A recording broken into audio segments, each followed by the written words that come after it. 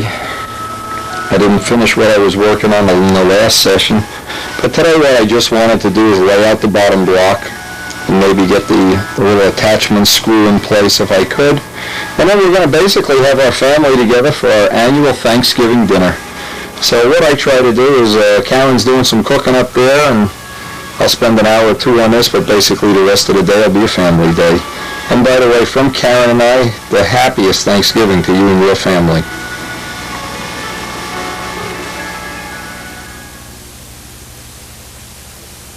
Oh no. If it's Thanksgiving. Listen, I only get to work on my toy airplanes an hour. Look at this turkey. Well, it's got a way Look. to go. Woo! Mrs. DeJulia, eat your heart out. I bet she's got one of these in the oven too. Anyway, on Thanksgiving Day, even on Thanksgiving Day, we get something done around here. Amazing. His latest project, she's making her own bread with a bread maker. This thing was kneading away before. I couldn't believe it. Boom, boom, boom, boom, boom. Stop, it's done, right?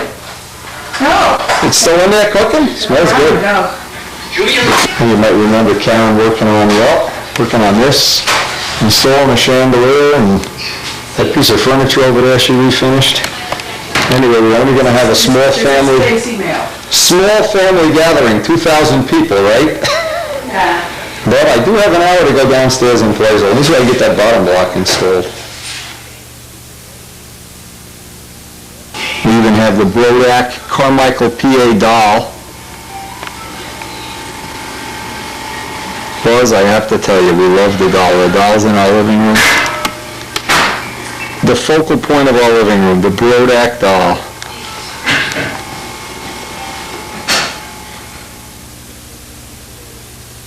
No, one thing about Thanksgiving in our house, nobody loses weight on Thanksgiving Day. I think I'll steal a cookie. Thanksgiving and Spitfires, what a combination. Anyway, I really wanted to make a point here. The point is, even in limited time, which some of us have, well, we can get something done. I hear a lot of people always tell me, oh yeah, you're lucky, you get to work on planes every day, yeah. Yeah, but you know what? I get up earlier, I stay up later. There's a reason. Anyway, I need to trim this. Now, you've seen, and you've seen many times if you're following our whole video adventures here, the mold leaves a line from the wire that imparts into the wood. So the first thing I need to do, see that line there? I need to trim this, either put a pen line on there or just trim it with a sharp blade so I can lay this down on the fuse.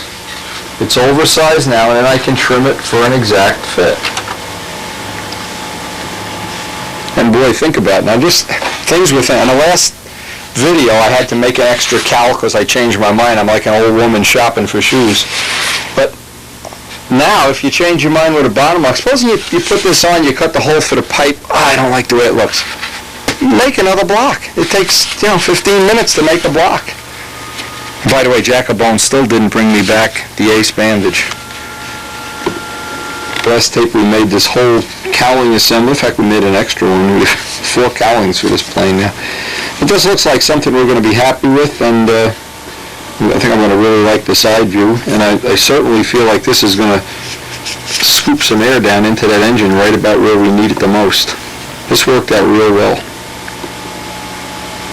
Now, one of the decisions after I get that block trimmed, I'm trying to think about this because, again, time is limited, is how exactly I want to get the bolts in the back here. I've used bolts in the center, I've used bolts on both sides, both successfully, but again, as I'm doing this step of it, I'm already thinking about how I want to do the cowl hold on. And I have aluminum 440 screws to use, so I'll be even a little more of a weight saving.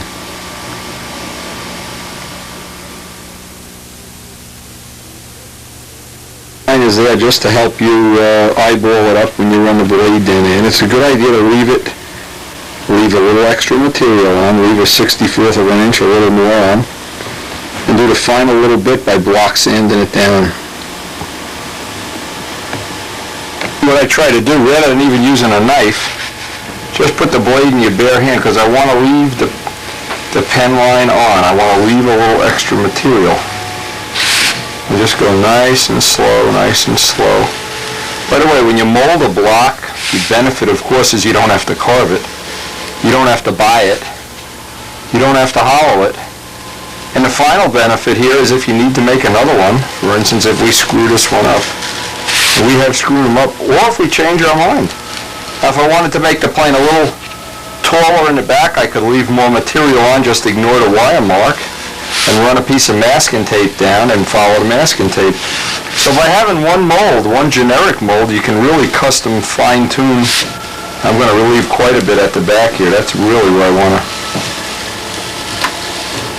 So you got to kind of watch that the knife is not catching the grain and walking away. You got to look right at the pen line for the whole time. If in doubt, leave even a little extra on. And you can see we have one miss that I made there, one lump that I'll need to cut and sand off. Well, you can see I have a hard spot there, and I trimmed it, of course, and it's oversized on both ends. Now I need to set up a way of getting a nice flat on that block before I can go to the next step. Picked up this piece of glass, and this is a very a chipped up, scratched piece of glass. It's not a brand new piece of glass. But I basically got it for free, so I wasn't going to complain. Now, and you find out if you go to some of these glass places, they'll basically just give you the corners and edges and things without, or if they charge you, they'll charge you $3 or something. But what it is, now I have a flat piece of glass. I can make a sanding tool for these kind of operations. Now, let me get the paper. I went out and went to Woodworker's Paradise. Bought this sticky back. I don't know if this is 320. 320. Sticky back sandpaper. Now I can lay this on one edge. In fact, I can come in just a little bit. What I'm going to do is make myself up a real basic, no-nonsense sanding tool.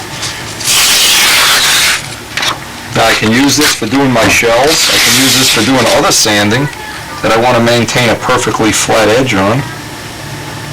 Sticky back sandpaper is excellent. First off, it's the highest quality of all the sandpapers. It's a little more expensive, but the backing is solid. You want to clean your hands. You should rub your hands on it. It takes the skin off, too. Okay, another thing I want to get, because it is Thanksgiving Day, I don't want to spend longer here than I have to. But even if I can get ahead on, I always talk about time management, if I can get ahead on little things like making this tool up, you can save the scraps of sandpaper to use, roll that down, and that's going to be our sanding tool. Now, in conjunction with, if you have a sanding bench, obviously you can turn the sanding bench on, and just dump the dust off from time to time. Sticky back sandpaper, any place that sells woodworking supplies has this material, and it's excellent.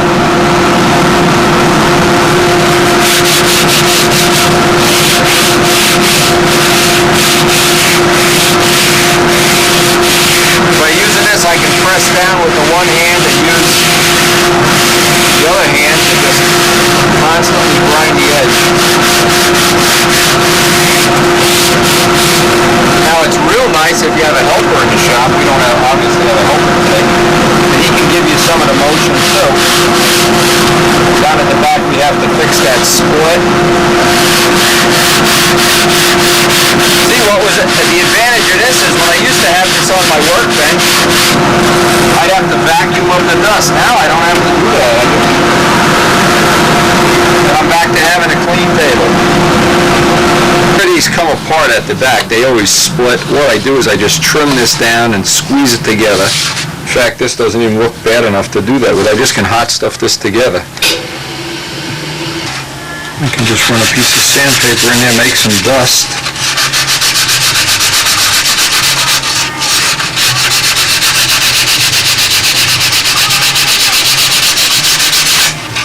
Okay, now when I get the joint to where I can pull it together, be ready to just run some CA on there. A little trick for doing these splits and cracks, once you get the angle right, this way you don't wind up gluing your finger to the part. You can just use tape to hold that together. Bend up a piece of sandpaper and just let the dust build up in the middle. the dust will build up real quick. Get the dust to go down in and fill the crack.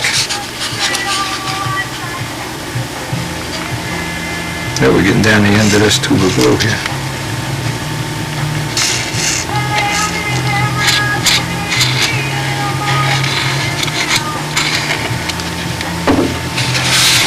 Just let that kick off.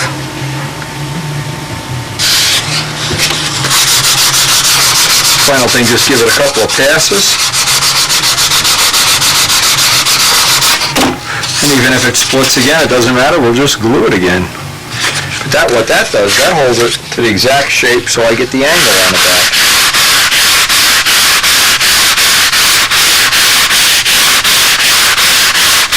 I don't know why, but some people really resist making tools. They really don't want to spend the time, maybe 5 or 10 minutes, to make up a nice glass sander like this. And if you didn't have glass, you could use that wood that Mike suggests you use. Same wood, get a Formica covered shelf, piece of a scrap countertop. There's so many inexpensive ways to do this. You really don't have to be much of a rocket scientist to figure it out. And between having the molds and being able to sand these flat surfaces, it cuts the building time way down.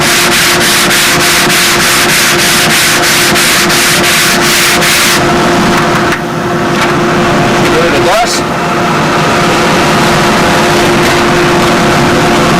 There, we got a perfect flat edge on there now. I want to put the cowling roughly in place.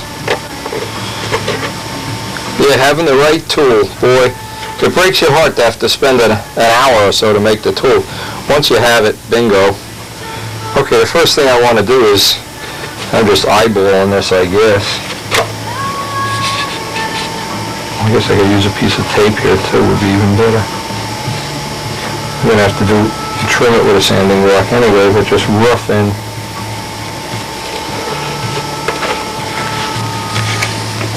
A little trick for getting this right, certainly not a big one, just let these parts touch. Of course, I always use that word sheetrock work. It's like sheetrock work, just finding a hard spot here is the whole deal. Now what I can do is, to get the final cut, because the final cut has to be on an angle. So just make it a little easier. I see I've got too much over there, so I have to pick up the biggest gap.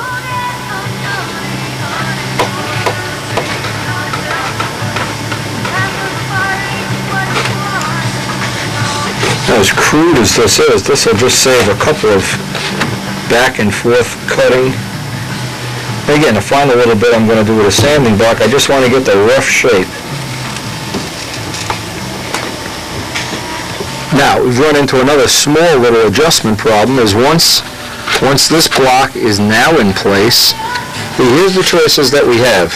We can take another 1/8 inch off the block, which maybe I should do, I don't know, or I can make a little support in here. Now, the decision is, I can laminate another piece right in here to make the transition. Problem with this is I want to still make sure, I want to look in the front and make sure I can get that pipe out. Well, that's what I have to decide now with that. Do I want to lower this whole piece or just put a little support in there? I have plenty of room for this, so what I'm going to do is just put in my tape on here. Oh gee, I'm looking for less than 1/8 of an inch, about 3/32 off the front here. The tool really pays off. Just going to take a little bit by hand here before I even worry about the tape. I can lower this down. Actually, the other choice is I can take 3/32 of an inch off the whole piece. I want to, but let me get the front first matched up right first. We're real close right now, and we still can get the pipe out without a problem. I'm going to be thin around the edges here. What I want to do is I want to piece about 1 inch wide in there. See what I have, some nice A grain to give that a little support. Just wrap a piece inside. That'll also make the support of the little cowl hold on a little stiffer too. Connect these formers that I have here so they have like a rigidity from an O-ring in there. Just by laminating them, maybe I'll put 2 pieces in here in fact, and stagger the joints. That'll kill the stress riser too. Just can rough these in, just lay them right in. 2 layers on there now. I could just trim this out and get that edge sanded back in there.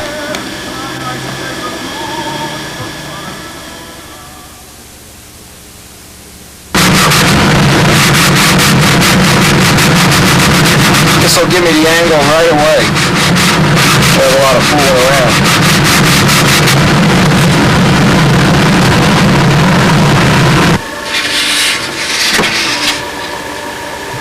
This will act as a little bit more of a support for the cowl holding.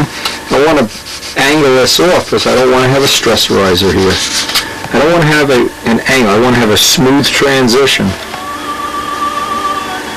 A wild guess what works out to be a perfect sanding jig, a perfect sanding block.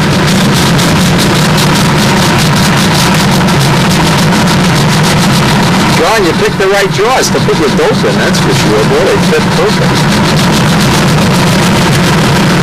Any way you engineer anything, always get rid of a stress riser. No point of transition.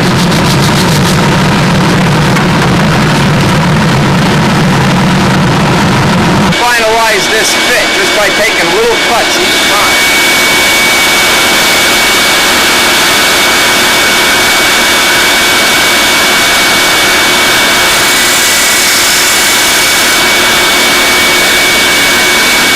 Going back and forth trying to tape the cowl on and get this fit as close as possible. And the next thing I want to do is get a piece of 64th plywood and just slide it in between. Now I carefully laid this out of how much extra material I have here. Before I lay that plywood out, I want to sand down to that line. That gives me a nice transition, a smooth transition into this shell. Okay, now what I want to do, get a piece of 64th plywood, and I'm actually going to use the cowling itself to set it in this position.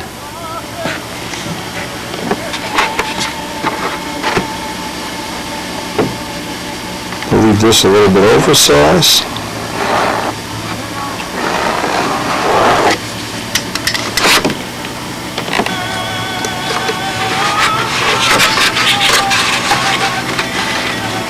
Now this is going to be see what I'm doing, I'm using the cowling to set this angle to be a perfect fit.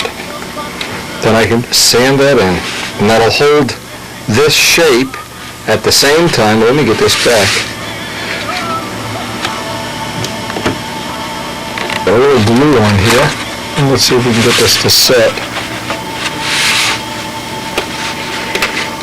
Make sure the shell is in straight.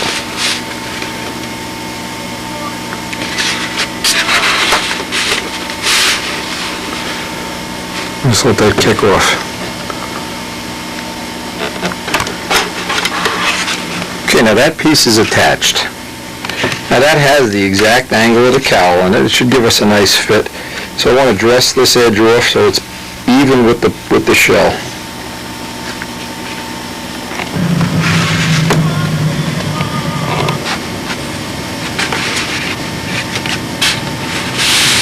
Okay. Now, because I have this little piece on here already, I want to laminate another piece with the grain going in the opposite direction, and that'll give me a 32nd plywood with 6 laminations, and that'll also act as a little rib, as a little reinforcing. When I gut this all out, it'll act as a little reinforcing member. Notice the grain is going in the opposite direction as I make this member up.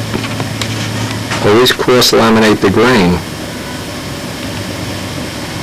Okay, now with 2 laminations on, and now I just want to plot out where I want to put the... going to try to get one screw to do it. But of course what I want to do now is tape everything in position. By the way, the tape is a good way to do this. So that we're all nice and solid, and drill one hole through the plywood, the cowling, the two plywood pieces. So in effect it'll line it up. Now it won't really line it up because we're not going to put the bottom of the plane on until we're finished sanding the silver and all the other details, because it's just easier to handle a plane without all these peripheral parts on it. Otherwise we'd have to be sitting it right on the block, and because the block is delicate, I don't think that would be a good idea. All the fits here are real nice now, and the only thing left is to plot out the spot where we want to have the bolt. Now I want to have it far enough forward that the head of the bolt will be hidden. I don't want to have it sticking way up. But on the same token, I don't want it sticking so far down that it's going to block the airflow. So I need to kind of think about how I want to do this. A part tentatively laid out, but I want to make sure I get drilled, put the hole down in all three at the same time. This is just a drill that's going to be like a pilot hole.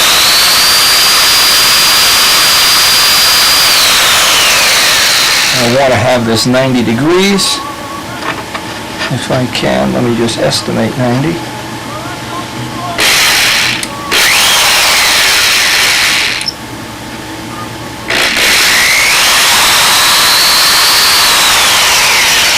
That should be our pilot hole. Now that'll center all my holes that I'm going to drill for the blind nut. And I hope from this year on that hobby will grow. And I really have to congratulate Billy Warwick. I put a little reinforcement in there for the blind nut, but because I already have my hole drilled, now I can go drill this out with the hole for the blind nut, and we'll be in the perfect position, hopefully in the perfect position. Always say hopefully. Okay, we're going to have to pick this up in the next session. It is time to cut the turkey. Time we all look forward to every year. Can smell, the whole house smells like turkey. So I got this far. I didn't get as far as I thought I would, but still better than, sitting around watching a football game or something. Keep this on the table. Look who's not on crutches. Hey! The camera, what's happening to me? Look at his food. Oh my God. You gave it a word from Tom. We were just talking about how my biological clock is ticking. I'll show you my biological And then I was clock. lined up fertility specialist for me. So listen, don't hold back now. Tell us what's really coming this Thanksgiving Day. Well, Look at this turkey. Oh my God. I'm sure it's on tape because we got want to Mom know in what the the turkey kitchen, looks like. cutting the fresh bread. Craig, everybody wants to know, how's your leg? Look at me walk. Look at him walk. Huh? Look at this.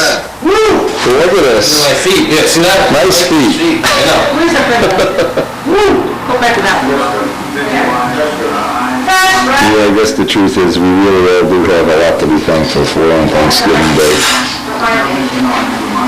Great friends. Great way to share that friendship through videos. Sounds like there's chaos going on in there. Man, I'm telling you, chaos. Biological clocks. Craig's is ticking, boy. Craig's biological clock. Right. Craig's turkey clock is ticking. Sure. Karen's refinished furniture clock is ticking. Come on, let's eat. Why don't you take No biological clocks, I want to eat. I'm moving these flowers. Eat. Please take them off the table. Where do they go? Lose the flowers, get the turkey. Chestnuts roasting on an open fire. Wrong holiday and don't push it. John Bodak kits under the tree. Oh, come on. Look at this cute little furniture. Look at this little cute stuff. Look at this crying dolly here. Go downstairs and work on your Spitfire, Nowski. You'll never win the Nats if you don't work on it. You did a great job, Mrs. Ertnowski. I'm telling you. A great job.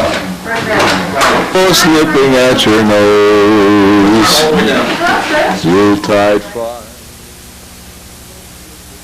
Oh, this is what it's like in the Ertnowski household. Thanksgiving with the Ertnowskis. Thanksgiving and Spitfire cowlings. Did have a great Thanksgiving. I'm trying to get about an hour in on this project right now, but things are not working in my favor. This is the time of year when the business is the busiest. There's phone calls about every 2 minutes. But I did get time to get the blind nut in here, reinforce that, get a little look at how that worked out. And now the next thing is, as soon as I get done doing my nail delivery, I want to open this up. I want to put a little piece of a reinforcement in here. See how that pilot hole lines everything up? And now I can just reline it all up and have my little, I'll put a little piece of tubing or an arrow shaft around there. And then what I want to do is, similar to other planes that I've done with this type of nose, similar anyway, what I want to do then is bolt these two pieces together. And when this gets installed, the cowling will be taped in place as I set the bottom block, so that this will line up the bolt in the final assembly when I do the actual gluing of the blocks in place. I'm not going to do that until actually I get finished here and all the silver is done on a ring. I mean, keep in mind, we're doing 2 videos at the same time. I wanted all the dope information on a separate video, and that's why you'll all of a sudden see that got done. Well, it isn't that you missed a tape. It's just on another tape, and I thought it would be more appropriate, being we're using Blodak dope, to handle it that way. Again, this has been a nice little system, and a lot of people, when they do their first two-pipe plane, go crazy trying to figure out how to get screws on the side and things in the way, and including myself. And this has worked out to be one of, if not the best system I've seen so far, and we should only have the hole in the back where we can replace the zip tie and outlet the air to the pipe. So I'm hoping it's all going to work out really well. I made up the little reinforcement piece by tracing the outline of the cowl, and this of course will get slivered inside. 3 laminations, the grain going in different directions. You'd be amazed at how much stronger if you laminate up pieces of 64th plywood. It's a whole lot stronger, not a little, but a lot, and lighter all at the same time. Now this piece, when I traced out that shape, of course, now this shirt I'll put a little bit of a bevel on it, because I'm going into that angle. I want to bevel it, and you notice that'll tuck right in there.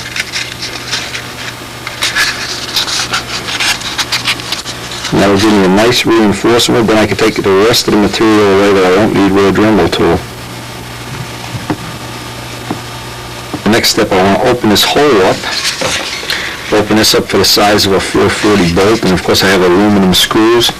And once I get that laid out, I can take all this extra material off, and it'll also give me a little more airflow through there also.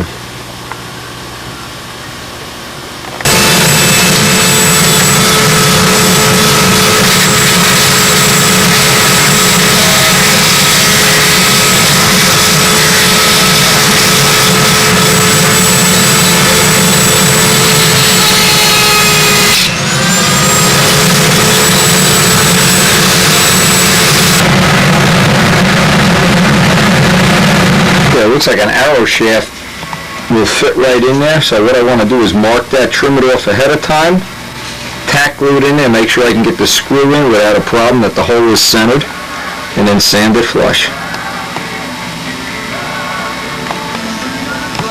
So I can look in there and see if I've got a nice flat that acts like a reinforcement in there even to that piece. I can just trim it off now. Okay, once that's cut off, you just block sand that right into shape. And that gives you a nice little protection. If you slip with the Allen wrench, you don't chew up the cowling. Very nice professional look for the cowl hole down. That may seem like these are just little details nobody will notice. Forget it, people notice. And even if they don't, if you're the only one that notices, I think it adds to the overall quality of the model just to have these little screw holes all reinforced. I know Joanna Musco, he checks this kind of stuff out. Steve Dombrowski, Steve Musso, they're always looking for the details.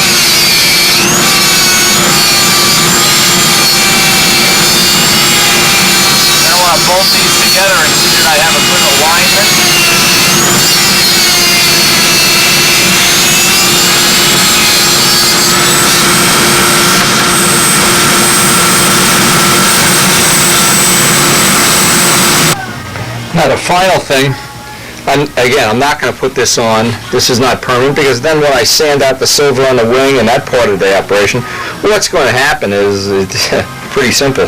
I'm going to beat this all up.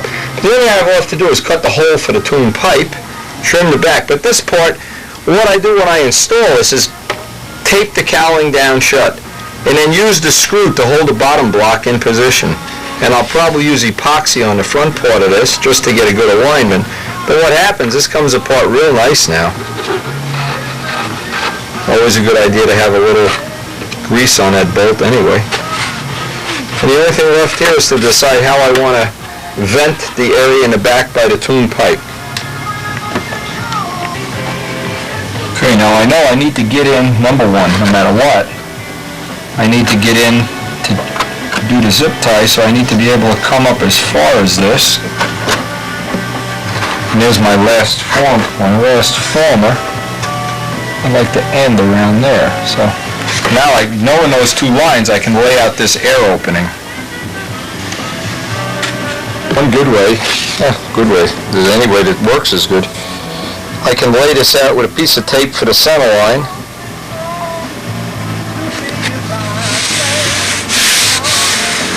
Then I can get some circle templates going up here. I don't think these are going to be big enough though. But I can use the center line on the circle template and then just make it a little bit bigger if I have to. This looks like it's going to have to be bigger than this to work. But this will get me started anyway. And I can work with the centers this way.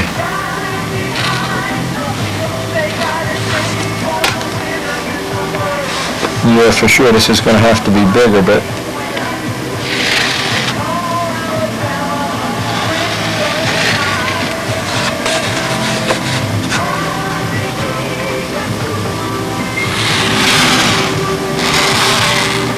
now I know for sure this is going to have to be bigger up here, so I may as well get a bigger that works to perfection.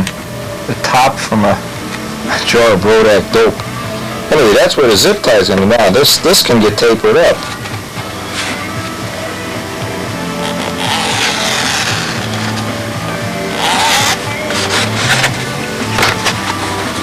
I can cut this on the inside before I make it a permanent cut.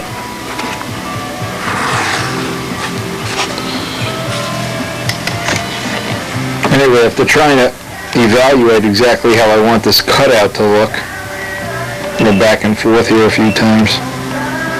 This is the stuff it just takes time to lay this out so it's correct.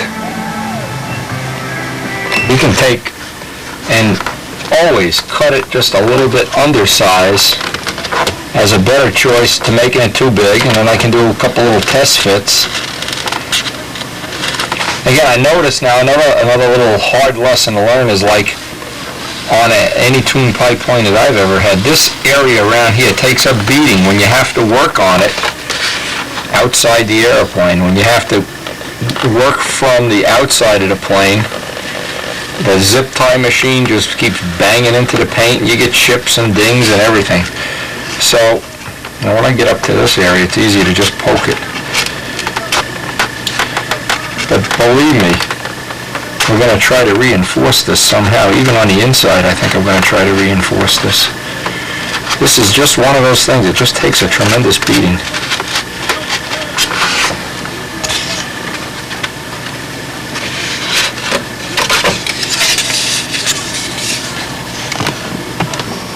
Now, when I get this finally done, I'm going to put a little angle piece in here so that this air will scoop up. Since this is the longest we'll probably ever run this pipe. But I can't make that piece up until this is actually all put together.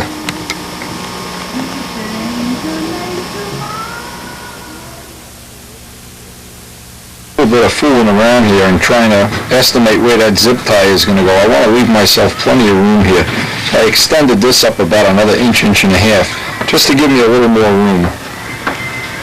I had to search around for a bottle the right diameter. The Brodak dope bottle is just a little bit too big. John's going to have to change the diameter of his bottles. He wants to use my standard jigs. I want to get a nice 90-degree edge on this cut. course, this gives me a little bit nicer radius too.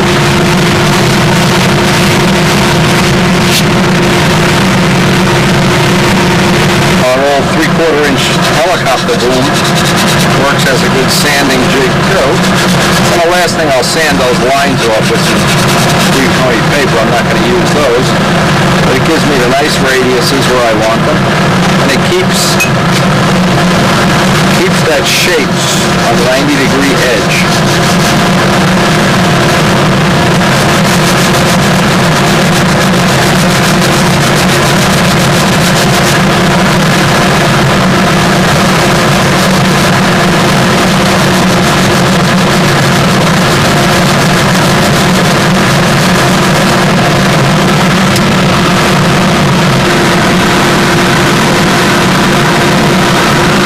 To get these ink lines off. Now what I want to do, I want to in some way preserve these edges, because boy do they ever take a beating. And it's unbelievable. On any of the planes I've had, from the Tweener, the original Cardinal, any of the planes that have a pipe opening, by the end of the season this pipe opening looks like a mouse was in there and ate his way out of it. And even planes I've looked at the Nats that are relatively new always have a few dings and dongs. So I want to really try to come up with something that'll preserve these edges. Again, what I'm looking for is not the quick, not trying to build one-season airplanes. I'm trying to build planes that'll last some reasonable amount of time anyway. Now I'm going to try to accomplish two birds with one stone. I don't want to see this gap in the side view of the plane. I want to see one constant gap. If I have an idea, I'm going to try to lay that out. Picture what I'm talking about. When the plane is flying the side profile view, this is going to look like there's a big hole there. So what I want to do, I want to see if I can get an edge of 64th plywood and then maintain this line right across here. So in effect, from the side view, I won't really see any of the pipe. This will really help conceal it quite a bit. And yet from the bottom, you wouldn't think this would be that difficult to figure out. From the bottom, that's going to look, well, unscale-like. It'll at least mask the fact that from the side you won't have to deal with this opening anyway. And to me, the profile view of a plane is so important. Just as an example, on Fuzzy, on the original FZY, on the original Spitfire, I really thought that was a key thing, was having that nice outline of the plane. There was no breaks in it. The Seaflyer had that little hook, and from the side view, you always could see that hook. I mean, it really, I didn't think it was going to be significant, but it was a little distracting looking at that in the side views. In fact, I think in one of these, you can see it right here, one of these pictures that I have in the shop, it just kind of didn't add something that I really was happy with. So I'm going to try to lay this out to maintain that contour if possible. Now, I haven't really thought it through of exactly how I want to do it. So again, this is the thing I can share with you on the tape, is how I go about step by step in my mind trying to come up with something that I don't really have an answer for yet. I need roughly maybe a 1-inch strip. I want to strip off some 64th plywood with the grain all going in the direction up and down so it'll bend relatively easily there. Use 64th plywood. Keep in mind it's stiff in one dimension, in the other dimension you can bend corners in it. You can almost bend it. So I want to get the dimension. Now the only problem, I run into a problem already, is I wanted to use the long, this is 24 inch long, but the grains are going in the wrong dimension lengthwise, so I'll obviously have to put a joint in this somewhere. So I'm going to get rid of, I wish I could kill a guy that puts these labels on here. They got the worst glue. Whoever does these labels, boy, oh boy. Look at this, you can't even get them off, and then they leave a big glop on there. Anyway, first thing I want to do is strip off a piece about 1 inch wide.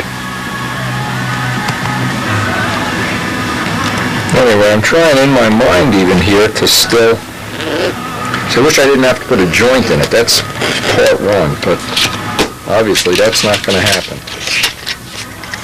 But now I have it that it's relatively flexible, and yet it's a hard edge. I can make a real nice hard edge out of that. So I thought I'd need about 1 inch of this. It looks like I'm going to need about a 1/2 inch. And what I want to do is I'll trim it off on these. Well, I can cut it right in half to begin with. I'll maintain my side view.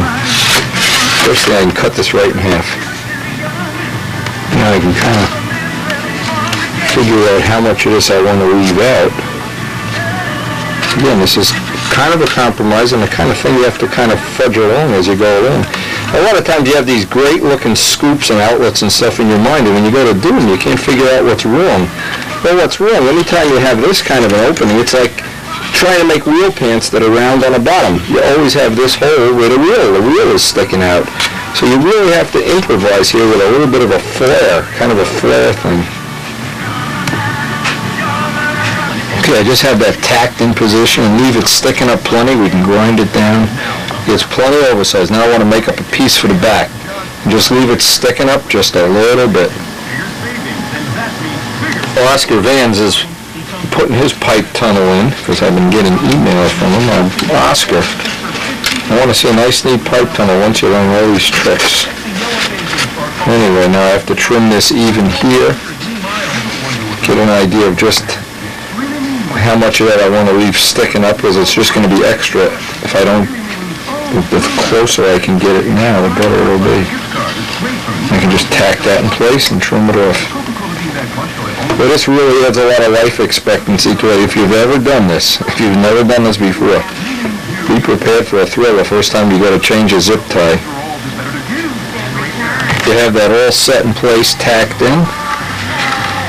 Just get the whole inside seam.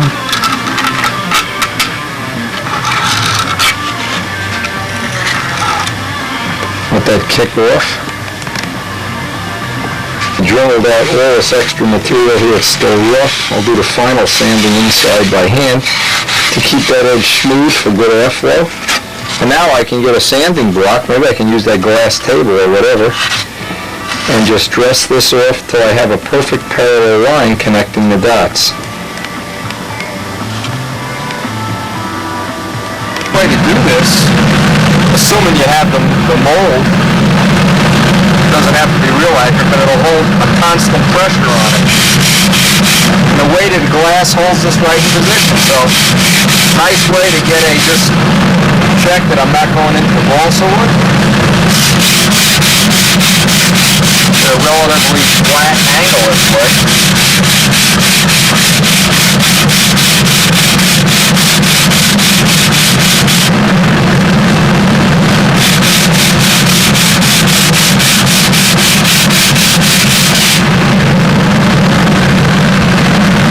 Even though this is parallel from the side view, it sticks up too much, and I don't like that.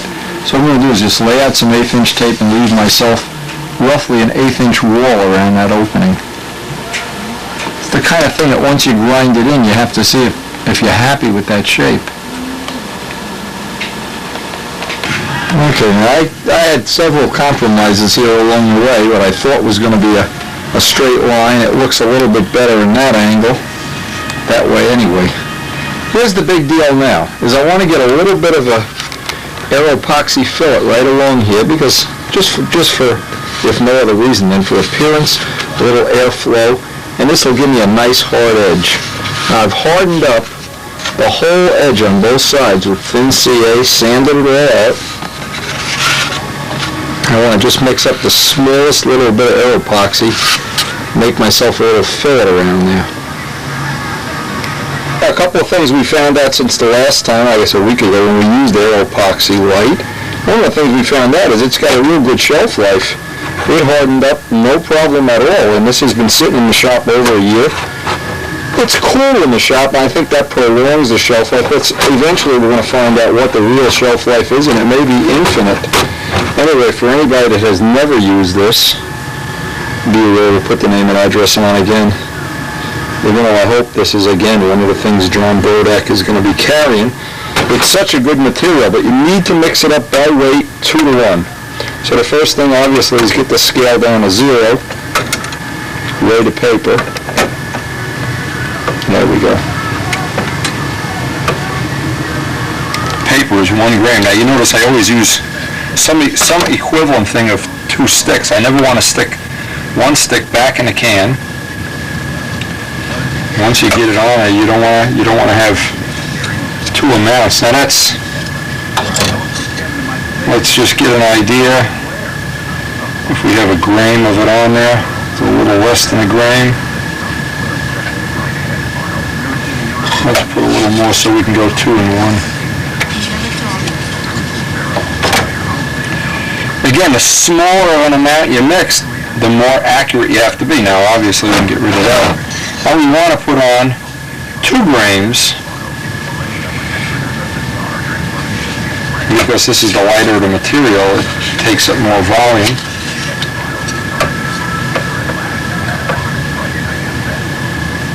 So a little bit more. And I've never really explored how much more hardener you can add or less hardener. There's always a working area on these products where if you put too much hardener, it turns to rubber. Not enough, it never hardens. Now we've got too much here. But it's a real good idea to be accurate to begin with. Again, never stick the stick with the hardener. Don't even think by wiping it off. You put 1 molecule of hardener in a 50-gallon drum of any epoxy product, and you will eventually have a hardened 55-gallon drum. Okay, now, that's ready to mix. Now remember, the real trick to any of this epoxy material, the real trick, when you think it's mixed, like right now, I've already mixed it off camera, and it looks like it's mixed perfectly. Well, when you get to that point, mix it another 2 minutes. Another trick I found is if you can put this up by a hairdryer overnight, in the morning it powders off. We already have fillets on the Brodak Cardinal that are over a year old, not one single crack in them anywhere, and that's the sign that this is good material. It's made for the EAA. It really is a good product. This is one of the things that makes my modeling life, everybody's modeling, the other people that work in the shop here, just make it a lot more fun. Now I use the end of a rounded prop just to lay in, rough out. Let's get a little material on there. And again, you have about roughly an hour of working time, so there's plenty of time. And there's no rush on this case, it's just this tiny little fillet. But it's all these little details that always seem to wind up adding a little dimension of quality to the model.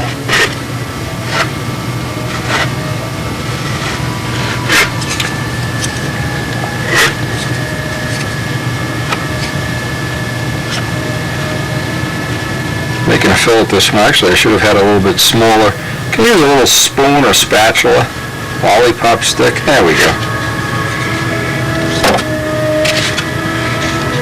Alright, that's about it for this session, but we did get accomplished what I think is going to be one nice little detail. By the way, you can dip your finger in alcohol if you want to, just smear this around, make it a little bit less, there'll be less work in the sanding thing, but believe it or not, that little detail touch, that'll add a lot to the model, to the final product. Anyway, that's about it for tonight, and we'll get to work on this tomorrow.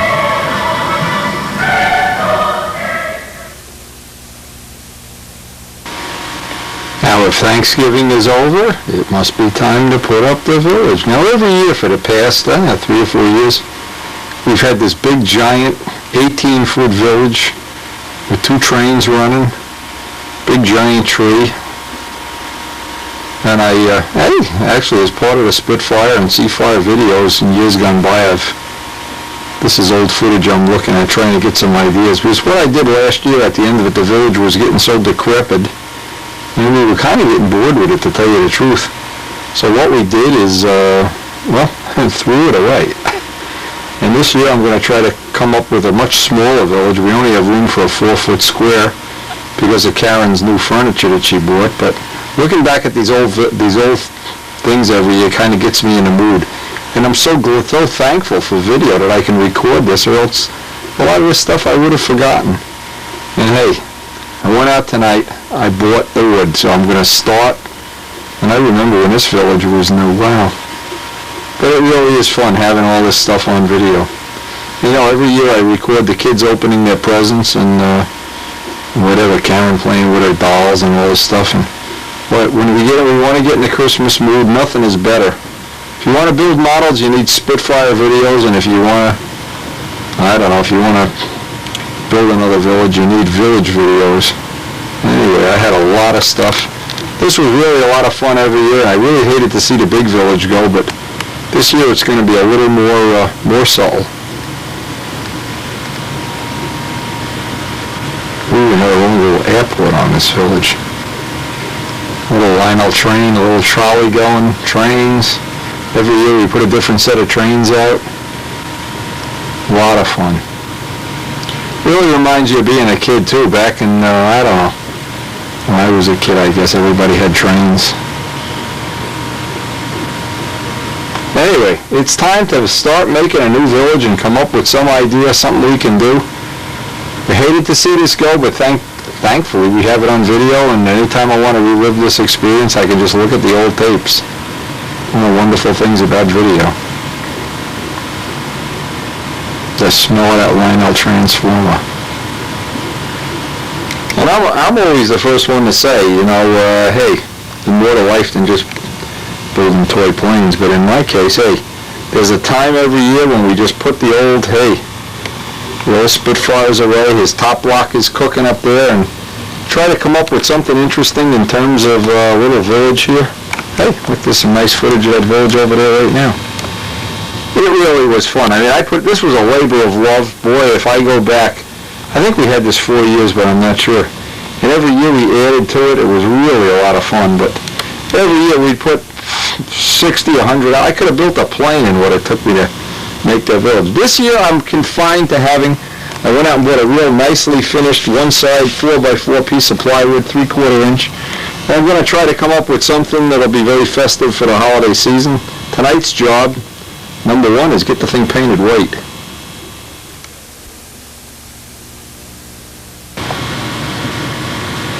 See, this is what I try to explain to people that don't understand. Yeah, I sit here and I watch Spitfire videos or World War II videos, and I'm inspired to build something. I sit here and watch this stuff and I get excited about we're going to spend this whole weekend trying to do something here. And the airplanes, you know, for a little bit of time every year, have to kind of go to the back burner while we do some of this stuff. The kids look forward to this every year. Everybody looks forward. People that come to the house, they look forward to running the trains, and every year we add, I don't know, some buildings, some people. I don't know. This was one of the most fun things I've had to do in a long time. Anyway, back to the plywood.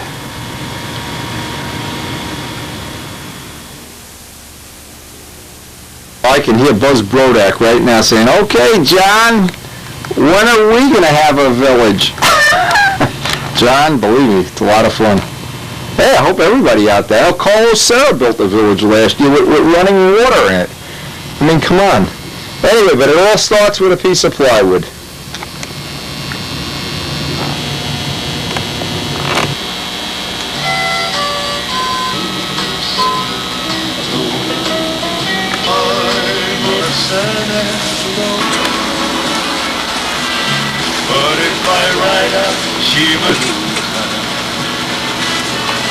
Anyway, this will dry and tomorrow we start laying out our village.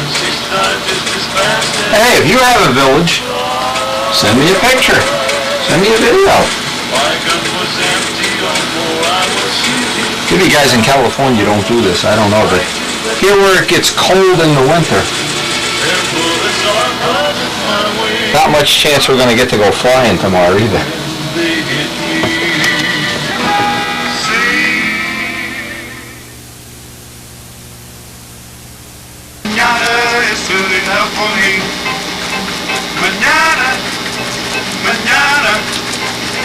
No, this is not Brodak though. This is latex house paint.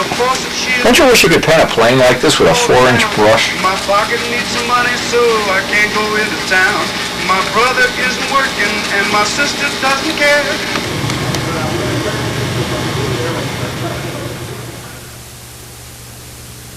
Try to lay out something on this village outside here today. It is a beautiful day.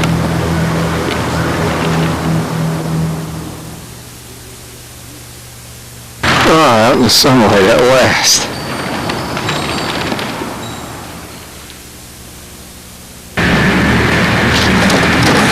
We've got all this this old stuff from when I was a kid. Some of it from when the time of dinosaurs ruled the earth. I love putting this together every year. I have to see. Look at these old Lionel, rusty old Lionel tracks. Oh, doesn't that give you a heart, a little murmur just wanting to have some of these?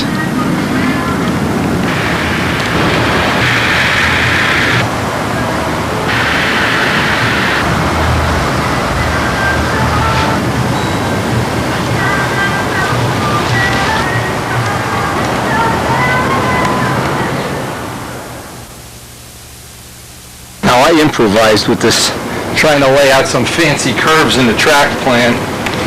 It just didn't work. You know, when you only have a 4-foot piece, you really are limited. But anyway, we'll give this a start. See how the wife likes it. Well, every year, it's this time, it's really warm for this time of year. Just makes getting ready for Christmas, and in our neighborhood, everybody decorates their homes, and you feel like a bum if you don't have some lights outside. All right. At least we get 2 extra tracks in this way. Okay, did we use the folding legs from last year? These are Home Depot legs, $8 or something, so they're a real inexpensive thing.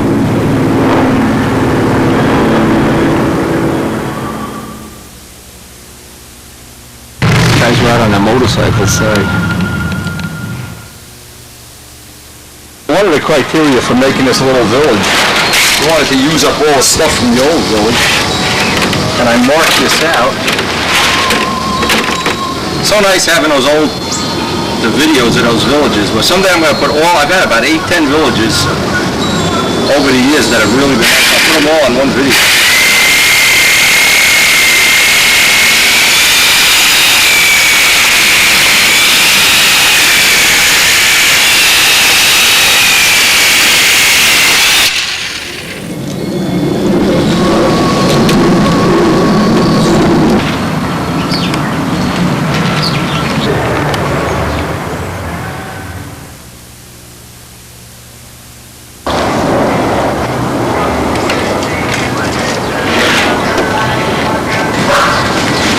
I have no idea how many buildings we're going to be able to squeeze on here, but looks like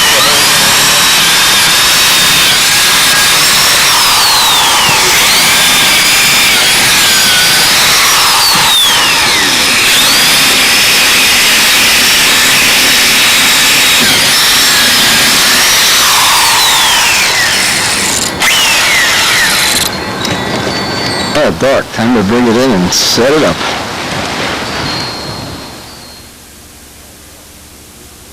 Well, it fits in the spot we originally planned for it anyway.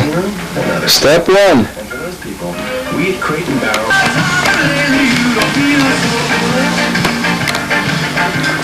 Time to lay the buildings out.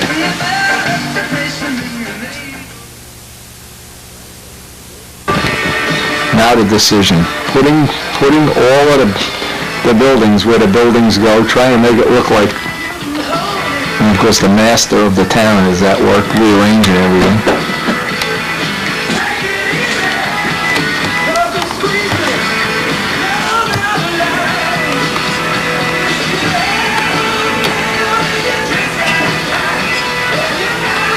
And the Lord said, let there be light. All right. This is going to take all night, I can see it now. But we want to get this done. We are in the Christmas spirit here. What are we even... Look at the junk we have, though. Jeez. This is the stuff we don't use. Anyway, Karen and I always make... We're both very thankful to have a good life, and we always really try to celebrate and get in the mood for celebrating. Even with a small village, even though we don't have our big village this year.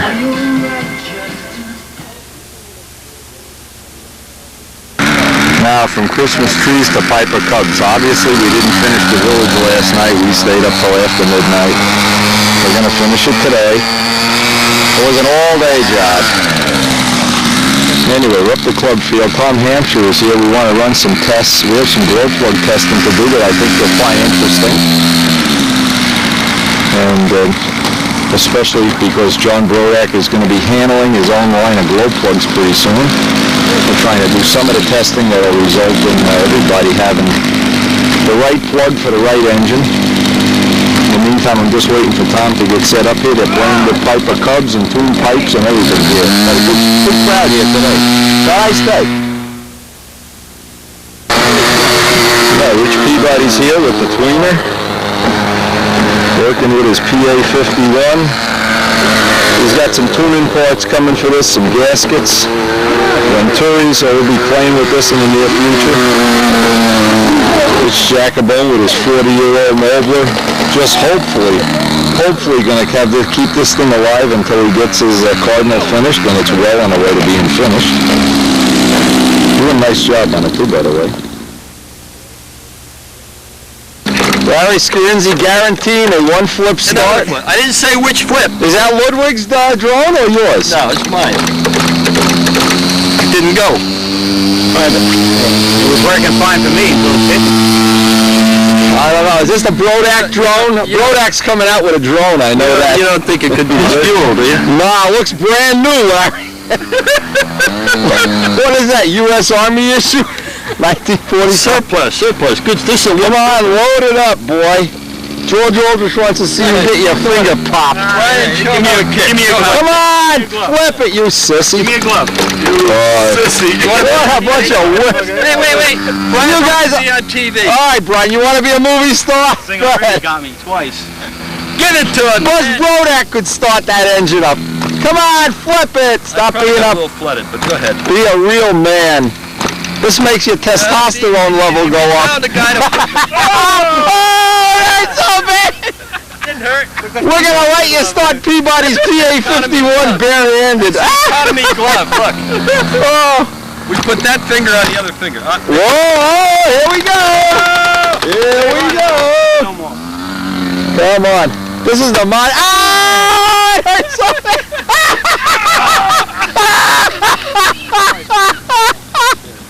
Come on, Larry, flip it. Come on. Show them how real men. I'm already blistered. Oh! Finger Let's see your finger. Look at my thumb from, where the hell's my thumb from flipping that PA51? Oh, man. Oh. That's a good thing. This is more fun. This is more fun than putting up my Christmas village. Put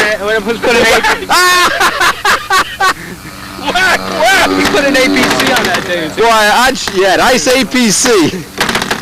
I'd show you guys the one flip trick, but I know you wouldn't believe me if I told you. One flip, it's just which one? I got an electric starter 3 feet from here. What are you guys getting killed for?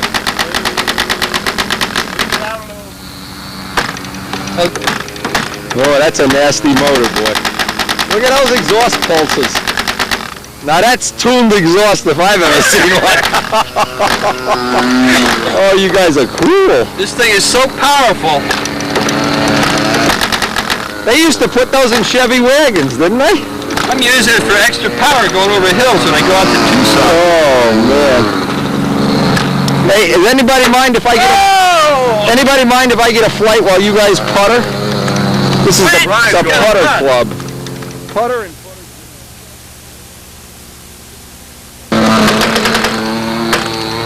Yeah. I don't think the fuel... Model aviation was great back in the 30s or whenever they... Oh, it hurts so bad! Oh! In a good old days. George Aldrich fell off the couch laughing at you. Hold it. You didn't come to the meeting Friday, did you? And you didn't either. You didn't realize. But Ken was there, I'll tell you. Was he? We banned these.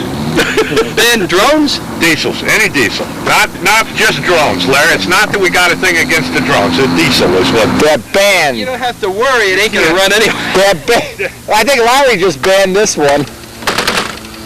Clear wingtips. Oh! Boy. Oh! They don't kick.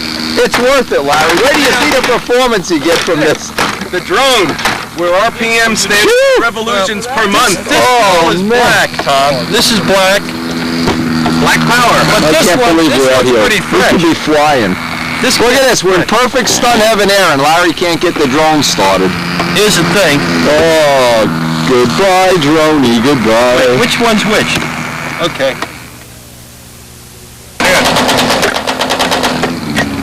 Louis, that spinner's, the back plate's rubbing. Put a piece of sandpaper behind I got it. an idea. Let's ban these. That's not good to run it like that. No, why's that? Nah, you'll hurt the engine. Take the prop off. I'll give you a piece of sandpaper to put underneath there. That's not a good idea to run it like that. Overheat it. It's a little tight. I don't think we're going to force it in. See, when that's rubbing, you can grind this. Yeah, you see, I did sand it some. Originally when I built See, it, you can see where it's rubbing, see? Yep. Now, you need to space this out. Okay? Let's see what we got. We can space this out. you know what? Do you have any sense? Let me see something. Show this up on the camera, but this is what happens when you run them. Look, he was going to fly this. It's cracked somewhere here. That's already, that was on another plane crash too, so. Yeah, but what happens if these fly off? You can also make, this is what I gave him a try, this little aluminum washers.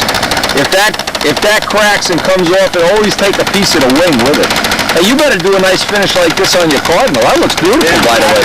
Practicing. That looks real nice. Practicing. This is the first plane I built. I just finished it the other day. That looks great. Oh, he's got it running. Oh, no! Come on, you're smoking us out. Get that junky thing out of here. What a mess. Look, this is Larry's idea of having a good time. You pollute the atmosphere. Oh my God, look at this. Look at this. This is fun. Get up early in the morning, put your warmest clothes on, come out and run your drone diesel. After your fingers are all bleeding and everybody else is bleeding here. Yeah, that's a lot of fun. I can't see why you... Look at this! Look at this! Look at this! What kind of glow plug is in there? The drone invisible plug. Breaking in, hear it? Boy, that's nice and smooth, I'll tell you. It's beginning to go. That's smooth. I'll tell you. It's a loud noise. It'll go there. That's when men were men. And That's right. When B-29s were men. When women were men. Wow. This is the most disgusting. Coming in. Coming in. The pride of diesel ownership. Oh my God. Wow. Like the African queen. Oh, the African queen. Oh God almighty. Why are we doing this? I should have worked on my Christmas village.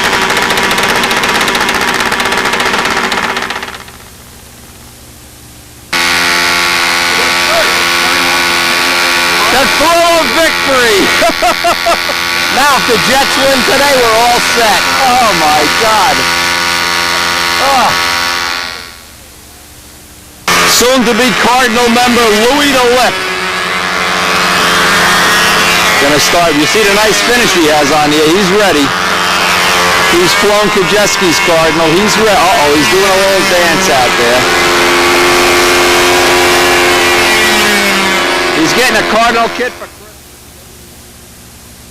Tricky? Just a Fox. This is just a Fox. Okay. And you tested plugs? Yeah, this is one that I got, had been through a flood, got it 5 years ago, put it together at the club demo as a, had to take a Fox that's been through a flood and bring it back to life, sort of. Just another Fox, and the numbers prove it. The best so far is on a Fox plug, it turns 10.8 with a ratty rev up 10.6. A real good one. The best, the ones that I've set up for Foxburg racing will turn that prop at 11.4. So what you do is the same thing I do. You have a test prop, you know what RPM, if it turns more than that, it's better. Head to head. This is your load factor. That's my load, constant. Yeah. Except when another piece flies off. We adjust for that. Yeah. You can tell he's not abusing this, but they could get you for wife abuse, prop abuse. Look at this. Buy a prop from Brodak. Brodak, sell this guy a prop. Holy mackerel. This is what puts This is why hobby shops are doing so poorly in the state of Texas. John Mist's on the verge of bankruptcy because he won't buy a $2 prop. $2? Oh, you're starting to sound like Larry Scarinzi. That's where I learned it. Anyway, these are the plugs you're going to test here? Is that your, Yep, we're on. Okay. We're on Brodak number 3 now. This is Brodak number 3, This is a okay. truly blind test. All I know is these plugs look like Aldrich plugs. Yeah, okay. The alloy content of the wire, the mechanical configuration, how they're welded. These are the ones that Brodak's going to distribute or These sell are or the ones whatever. that John is evaluating Okay. to see what he wants to sell. Okay. So we'll just... This is really the right way to do the test is when you don't know ahead of time. I have no idea. Right, Thing could be made out of putrefied Bolivian donkey tails. I don't know. We don't know how it works. Yeah, well, we know there's definitely some room for improvement in the area of plugs. I bet Dave Fitzgerald would buy a box of these right away. I don't know. Anyway. The other ones aren't there. Man, alive. As we said before, this is a piece of the puzzle, but the far larger piece for stunt use. I wonder what the record is on Walker Day for plugs going bad as opposed to the population at large. It's probably 20 times worse. Sure they're not buried in there?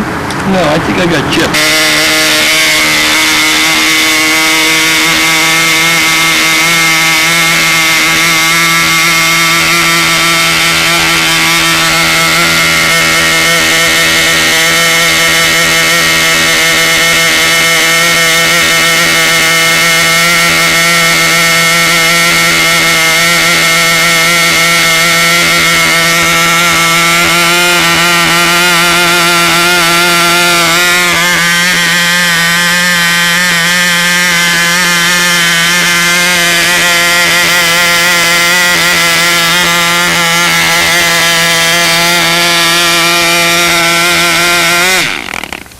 All right, so what was it with that? Went up 200? 300, 9,900. It went up 300 when you put the battery back on. 9,900 versus... Okay, and that was plug number 3. Tom's recording the data as he always does on his sheet. So that one came up 400.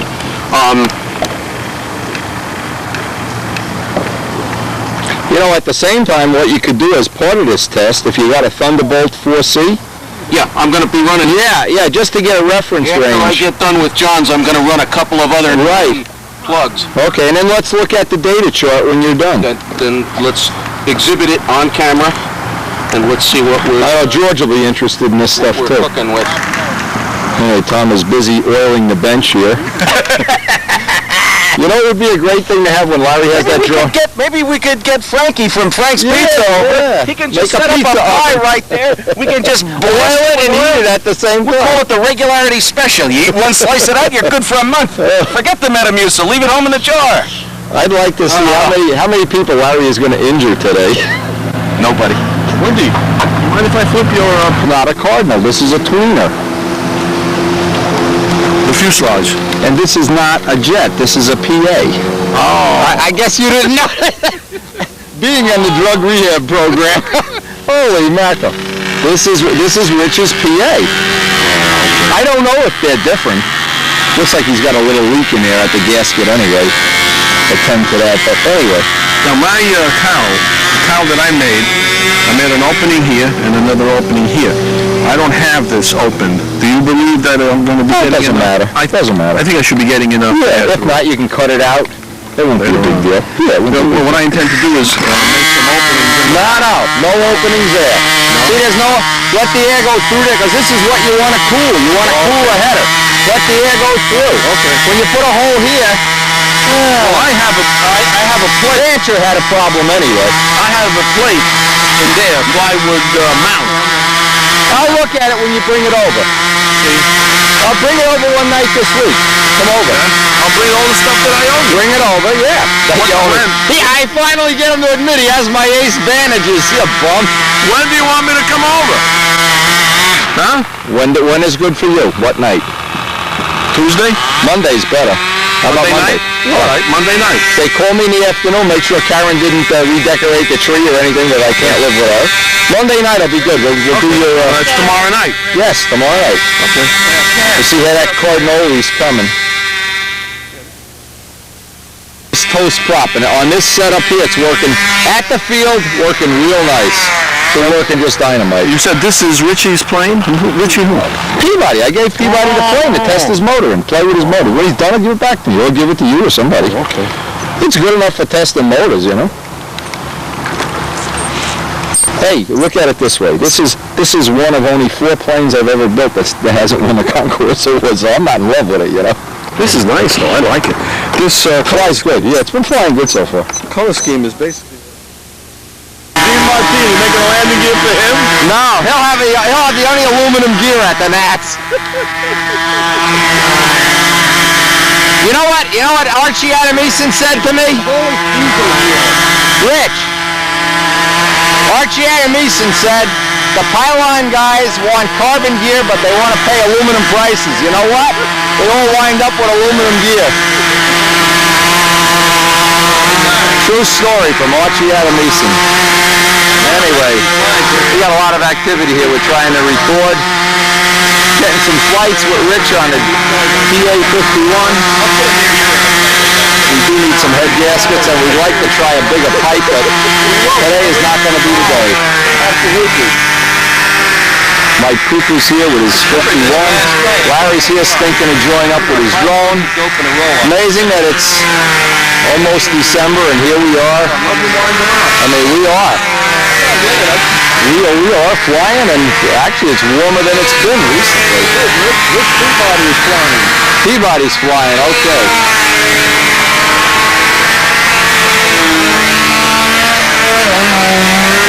I hear an engine burping back there. Uh-oh. I hear some burping.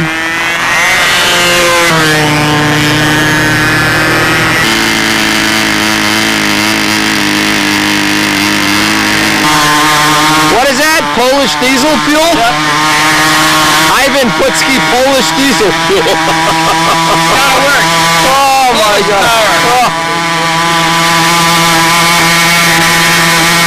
See how Tom's secret data is coming out. Hey, this is a list of your girlfriend's phone numbers. Oh no, Monica! Oh no! Oh, don't show that on camera. All right, you're making some progress here. What a guy. Yeah, but we don't know. Okay, keeping each one separate? Well, you did speak to John, right? Yes. He knows you're doing this? All right, These are his blind tests, 1, 2, 3, and 4. I don't know what these are. Okay. These are Aldrich plugs. Now, I picked one out of here that had the plug, the element, that one. Okay. The element all squished back, so that's junk. Yeah. That's not a fair test. Jump it, yeah. Now, these all have the element kind of buried back inside, and these are 2 Aldrich standard longs. How old they are, what their lineage is, I don't know. Yeah. And here's one I never saw before. An Aldrich Magnum narrow bar. It's a narrower idle bar. Yeah, a little bit. It appears to be welded in place. I got some Thunderbolts too, if you need Thunderbolts.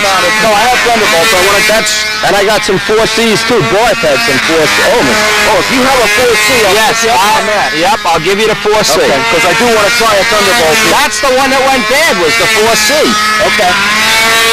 Sure. Oh, I love it. Now you got to put... Oh, yeah, okay, you got it. That's nice. Who made that? Somebody in the club? My father did it. Where's my shirt? No, we could do one. I'll take that plane, in fact. You don't even have to get a new decal. I'll wear your shirt. You make it, I'll wear it. See what I'll wear? I'll even wear Steve DeJulia's shirt. All right, he's back. See, now, if Steve was cool, he'd make Steve DeJulia's electrical, leave the electrical plug home, and put a cardinal there. That'll sell electrical jobs for you. Does your father...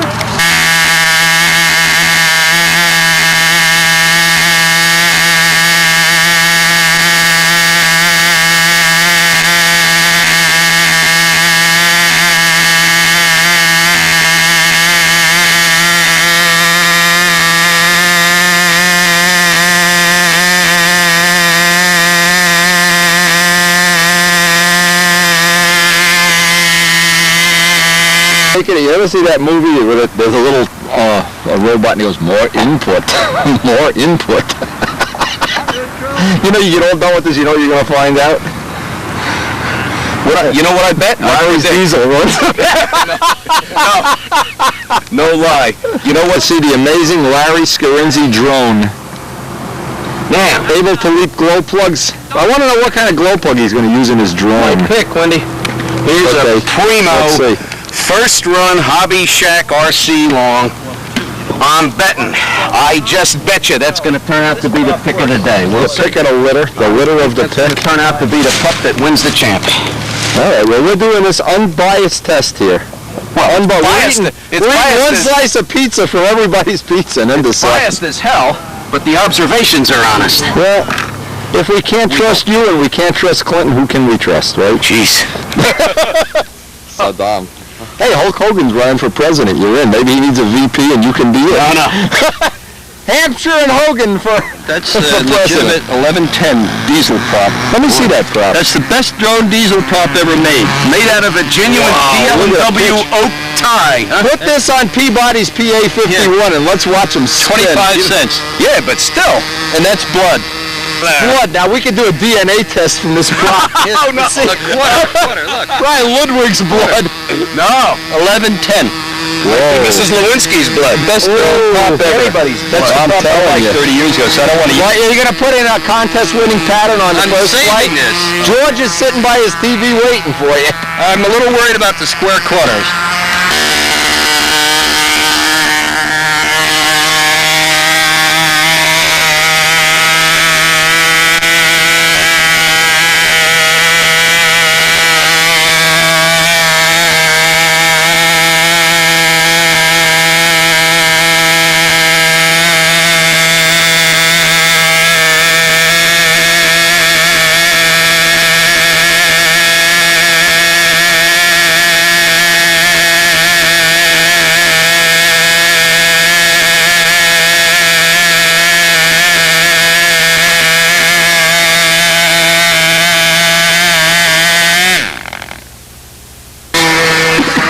This is just to get my feet wet.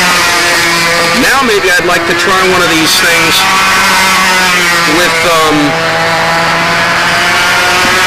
either a resistance checker, as Rich said. I don't think the resistance is going to change with the exterior. No.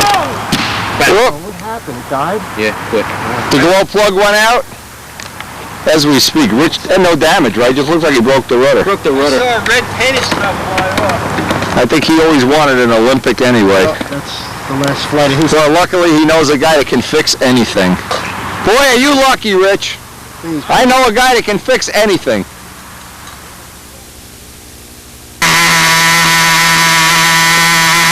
What happened, Rich? Just the rudder? Well, I know a guy's got fiberglass cowlings. They're now $60 instead of $30. Good thing you're building a cargo. All right, nothing broke. How about the wings? No, that was like The tail. Flip it over. Let me see the tail. I need a rudder. Let me see the stab. Well, you could fix. Ken Thompson did the same thing. He broke the rudder. Take you one night to fix that. Yeah, take you one night to fix, but luckily you got all winter to do it. The problem is he flies backwards. We could never give him a plane. He's got this crazy idea. That's true. Him and George Aldrich. George Aldrich said you are wrong, and George is learning how to fly the right way, by the way. Is that what he said? I don't think so. It's catching on there. It's hooking. It's hooking right there. All right. There now? Rich, I have cowlings. I'll give you a cowling Monday. Yeah, we're going to need a cowl. You're going to need a fiberglass blowback cowl. Luckily, We're going to fix a rudder here. you know what the delivery time is on those cowls? As long as it takes you to open your wallet to get the money out. No postage. No sending away to China. Ooh, let me take his wallet with Look him. at that presidential stuff. Lay off the butt shots there. Oh, None of that man. crap. Yeah. No, All right. presidential. We know a man that can fix. I can even fix Strager. Have you? All right. Now look, Larry. We want to put this on a clock. It's got to put the rubber 11 after 11. Okay, and now he's got to strap the bungee cords to hold the tank in. Oh my gosh. Now, you may think he ties up the field. Look at this. Stun heaven air. We could all be winning the Nats today. We could be practicing.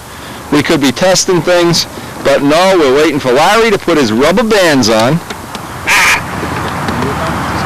Oh, look at this. Anyway, let's see how long it takes him to actually get a flight. Flights while you're getting ready, Larry. The runner, you know?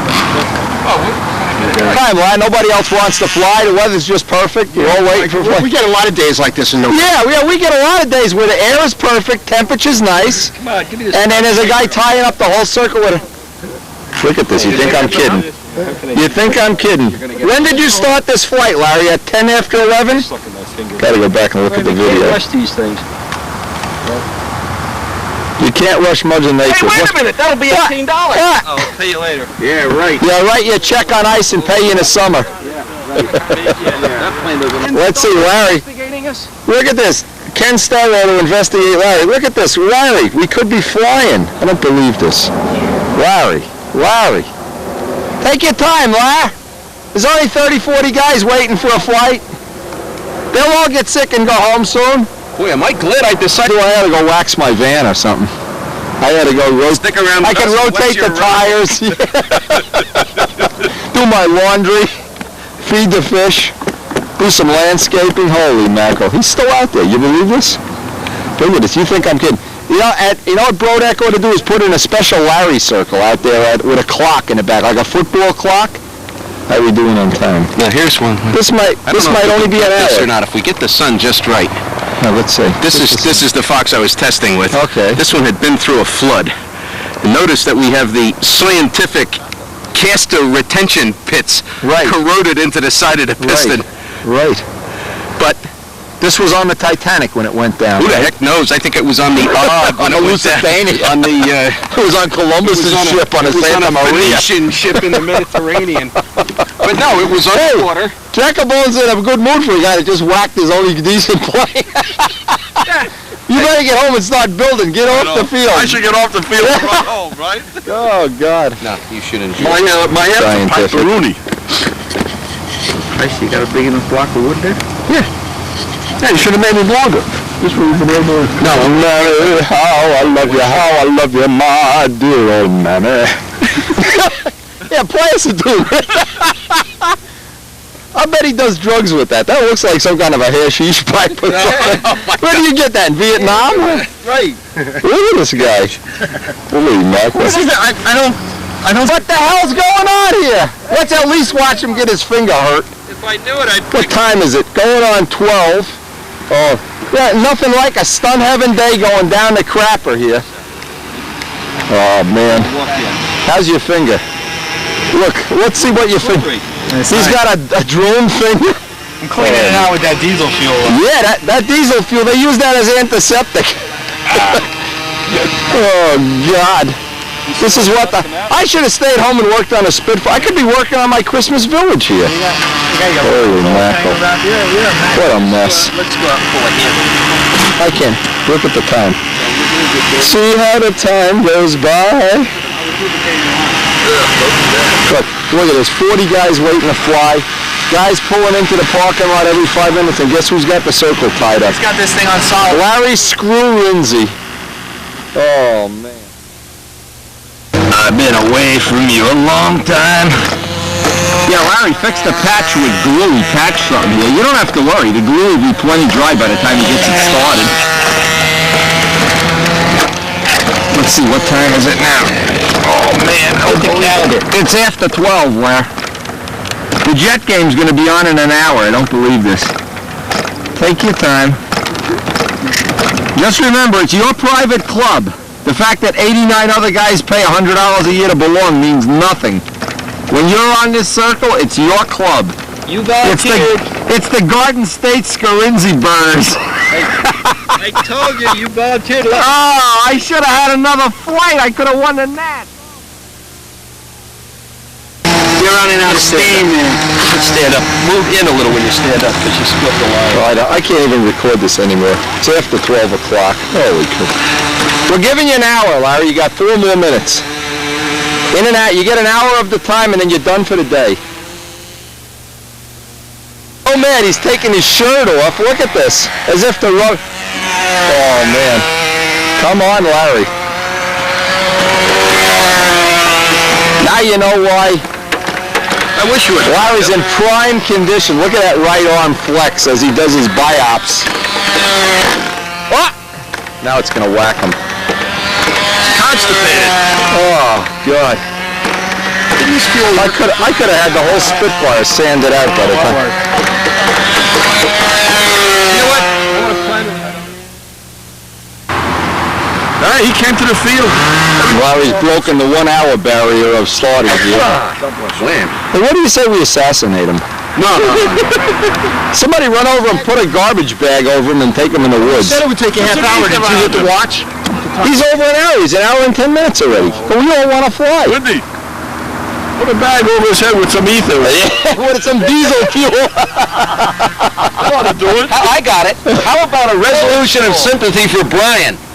Oh, Brian. He's taking a lethal dose of Brian's. You imagine if Brian. Listen, as if Brian gets stopped on the way home and has to go through a breathalyzer test. They get him for being on drugs. He'll melt the thing. But officer, I was helping Larry Scarinzi. Oh, I have diesel fuel on my...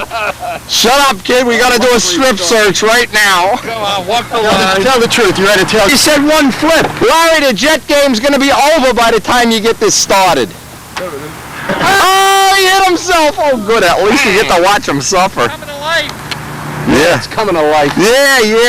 My grandmother. Hard to believe, huh? Makes you want to be a control line flyer. 3 hours and 83 minutes. No, he's not even an hour and a half yet. Holy crow. There's no point even coming up to the field. I should just... It's worth it. Tell you guys a secret of this when we get it to work. Yeah. I don't know. Let's see. What's the conclusion of the data here? Well, Data run. the conclusion of the data is that...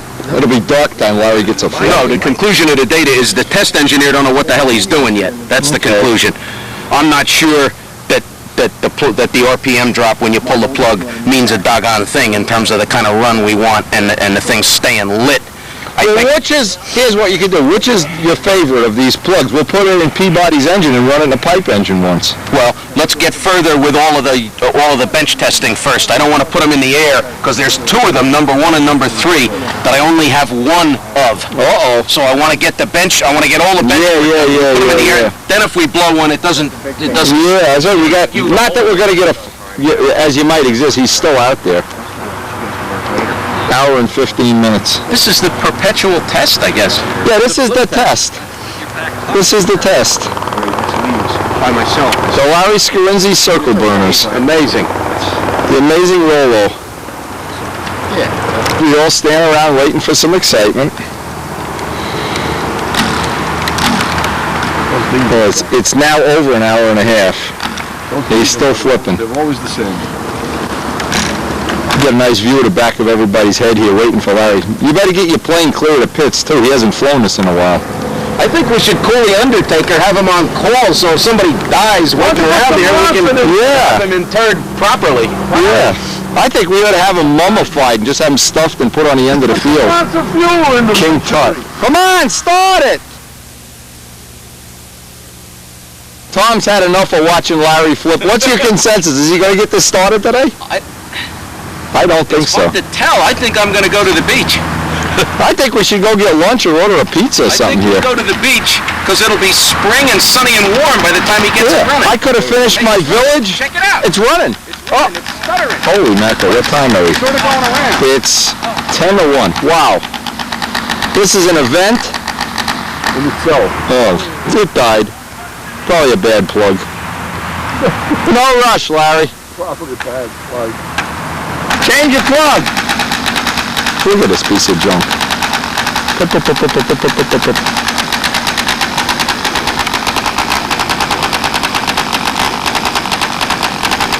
Poor Brian. Brian's gonna need to go to a chiropractor at the end of this thing. He's oil soaked. His pants are ruined. His wife's gonna think he's smoking pot. Get a DWI on the way home. He's probably got brain damage from breathing that ether. Oh, man. Hard to believe. Coming. So it was Christmas. 19... $99. To start in 2 hours? Yeah, no, it's not even 2 hours. He really ate the best 2 hours of the day up. Fed root skiing around with this thing. Oh, he put his finger in it. Bit him.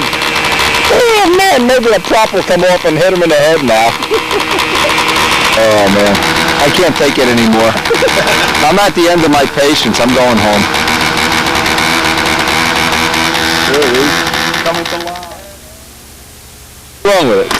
With this one's different. Oh, it is a whole new problem.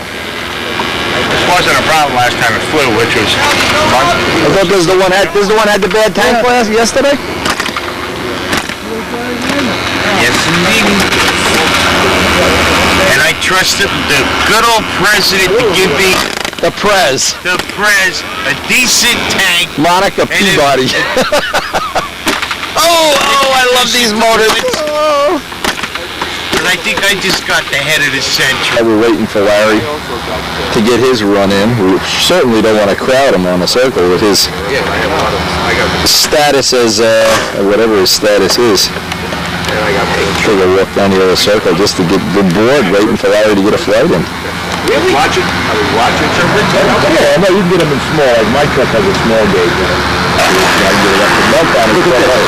Down the road. Now, wait a minute. Getting your foxholes, men. Getting the foxholes. An hour and 50 minutes to get the drone started. And this is worth it. Look at this performance. I mean, he's on the cutting edge here. Carbon fiber titanium. This looks like the Iraqi Air Force going around here. Oh, it's going into a 6 cycle, now into an 8 cycle. Now it's in Bugs Bunny cycle. Porky Pig cycle. You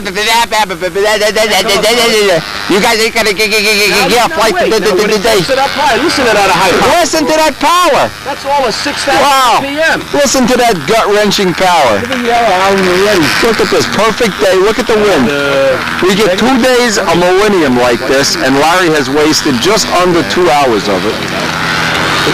I can't even watch the flight. It is now an hour and 45 minutes for one flight.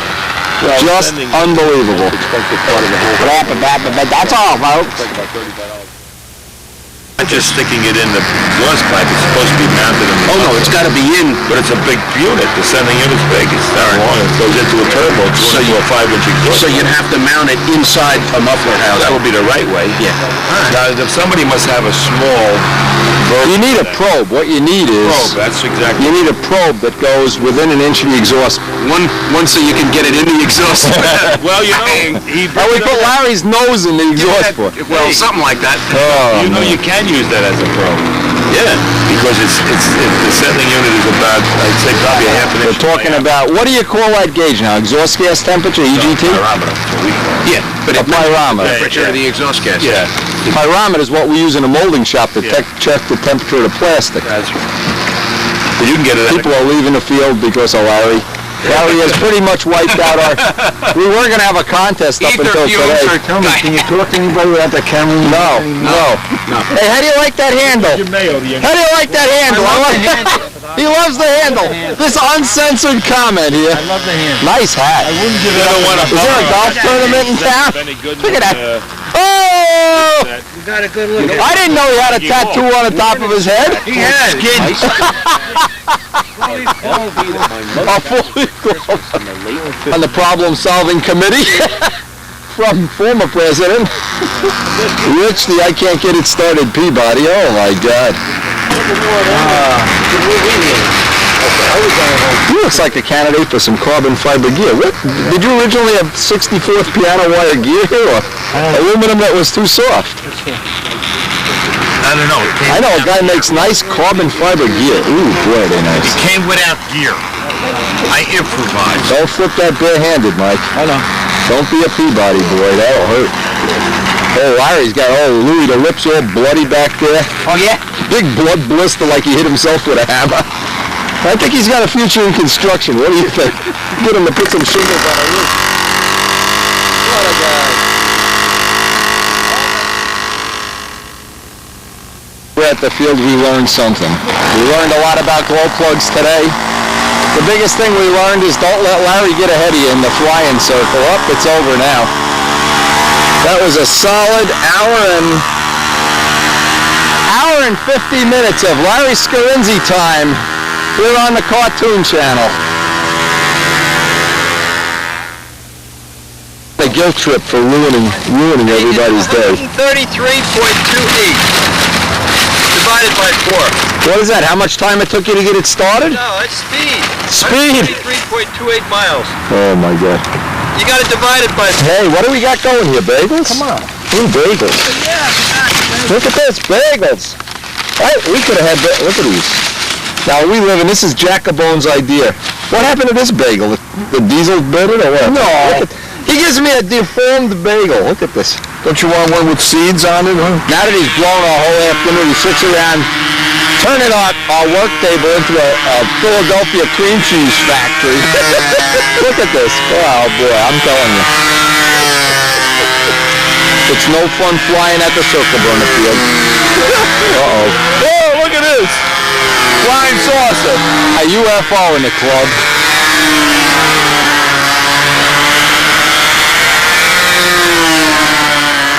Is this one of those Brodak fly and stop signs? I can't tell what it is. Look at this, it even does loops.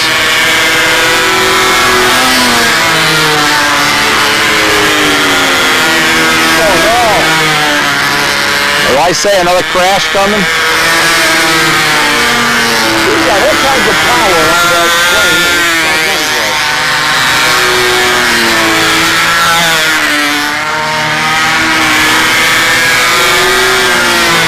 He finds out we put diesel fuel in that. We put diesel fuel on those bagels. This is what makes flying at the circle burner field so good. That engine won the Nationals in 1947. Too bad. What they did, they took Larry's broken prop with the diesel fuel and they're giving it to Cool to butter his bagel with. I would check that knife, Bobby. You realize how many people are in the world that just never have any fun like this? They just sit around looking at computers all day or something. Oh, man. I notice when you're not paying for the cream cheese, it goes on about an inch thick. When you're paying for the cream cheese, you get one thick and that's it. Right about this in stunt news. Larry's Bagel Shop. You're going to give him a bad impression, I know you are. Throw away all those glow plugs, we're going to the new technology. The new technology. I'll tell you, that'll spike up the Pampa membership, boy. We're up to 33 miles an hour. We got a little more work to do.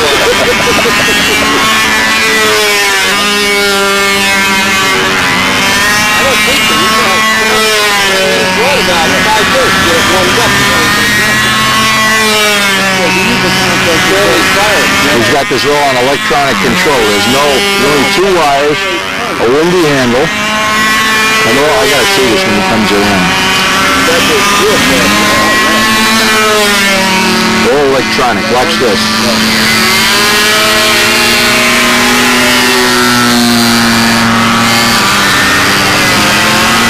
Only 2 lines. Everything goes out the wires.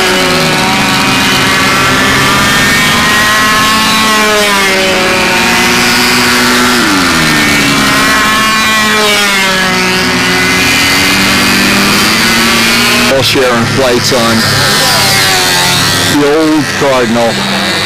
Mike's up now. Who's up? Mike's up. Mike's flying it. Putting a lot of time. That's a good theory of Rich's, and it works. I think it'll work well. He's building a full-size plane of his own design. And this way the motor will be all tuned in and the pipe will be set, everything ready. When he's ready to go. Now Mike already has. He's learned about half of the maneuvers in the pattern, but little by little he's getting better and better. We're working with him. We tried to get some footage the other day from inside the circle. That didn't work. You need a barber chair or something.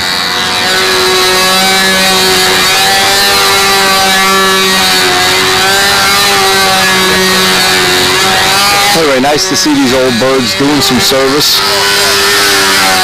getting people inspired to build more or do whatever they do. Now, you can see from this, they look right, well, can't really see it as well as I can from inside the circle. But it still needs a flap tweak, and we still want to experiment with the, Rich has the other set of flaps, the thin flaps. We want to try putting some slop in the controls. And I think this is going to be a lot of guys in the club are going to learn from this. They all want to try this size plane. Brian's been trying it, and Mike.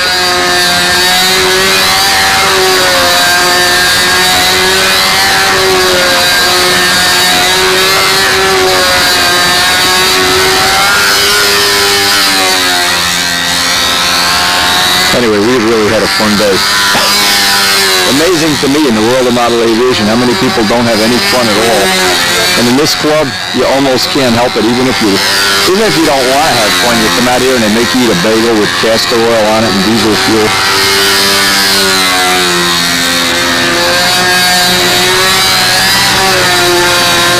I see Mike's still over controlling his squares. That's one thing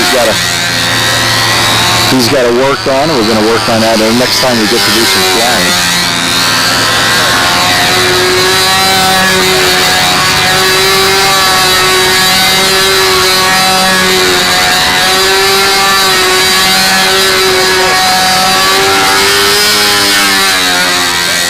We still got to learn the triangles. I'm trying to think what else. This is about the point at which we're going to start working on the pattern with Mike. Well, he's got the vertical 8 kind of figured out.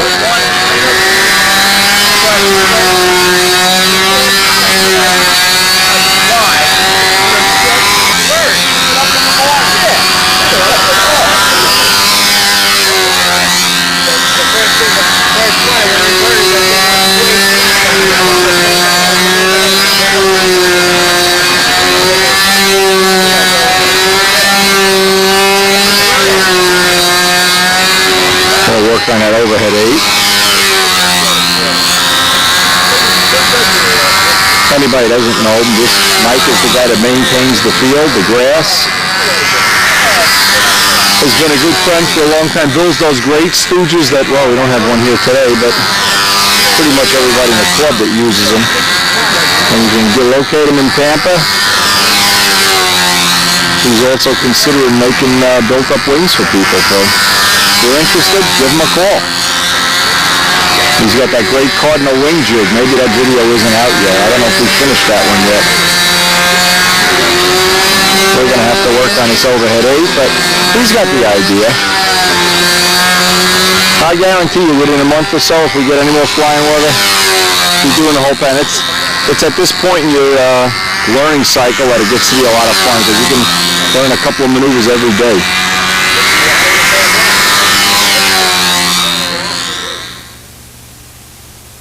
And what's this piece of junk? Let's see what this is. It's a Bantam 19. Oh, a Bantam. A Banana 19. Hopped up. Hopped up. Oh, heaven forbid it should be. This will do 37 miles an hour. How much worse is it when you hop it up? You got 6 hours of film, I'll show you it run. No. No, you're done for the day, Larry. That's all I got. Or the week, the millennium. 33 miles an hour, but this is going to go to 35. No, I didn't do that. Somebody else butchered it. I wouldn't treat that thing like that. Are you into the Wing Master?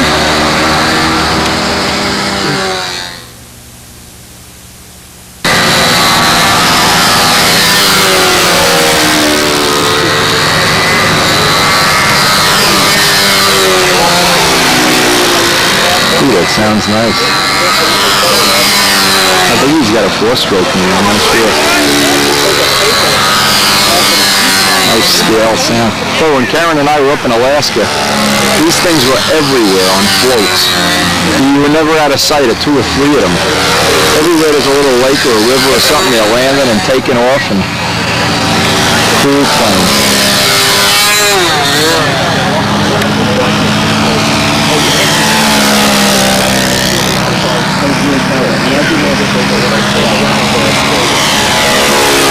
He's got the lines. This is on lines, not electric.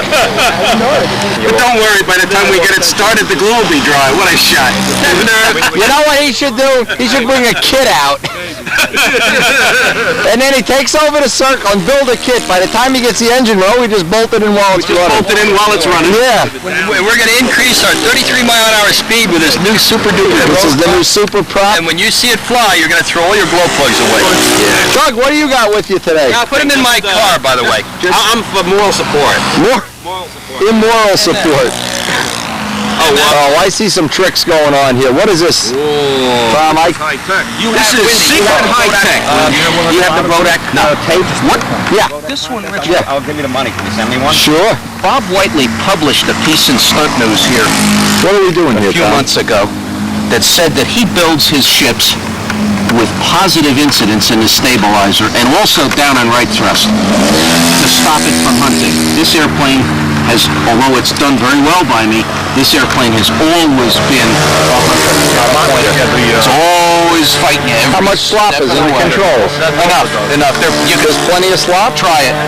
So what I did the last time I had it out was just like this with masking tape and crude fixing. Move the elevators. That's not near enough. Jeez, So you think that's so? nothing. Too tight? All right. Tom, don't even bother with this horse shit. No, hold on. Go drill a hole. The last time, We're done with this in one afternoon. the last time I did this, Open up the horn, right? Open up the tail horn to 1/8 inch, put a 3/32 rod, it'll fly fine. well, You'll be amazed. the last time I did this, I did it with just a piece of, So what is this now? This is supposed to give it positive up thrust? what I did before, based on Whiteley's article, was I took a piece of 1/8 inch balsa strip, Yeah. put it about 1/3 of the way back on the stab like so, and just taped newspaper over it, Yeah. just to give it some crown. Okay. So I got a flat bottom, more or less, Okay. and a top that looks like an airfoil. That, thank you, Mr. Whiteley, took the hunt out, bang, just made it go away. It in Flat, effect, solid bottoms. put the elevators in a blanket of air. Right, Yeah. right. It blanketed one side. Give it incidents. Either way, who cares? Yeah, who cares if it works? From the elegant perspective of things, Tom, if this doesn't work, just drill a tail horn out 1/8 inch. It'll be done. And make sure the slop is half up and half down. Now, I got to do that to the Cardinal, by the way. That Cardinal, little still flaps. Now move the elevators. You see how much they move? Yeah, nothing.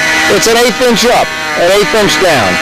I need more. That's what I said. One of the things, see, because these are big elevators. See how big the elevator? Now, where's Tom's plane?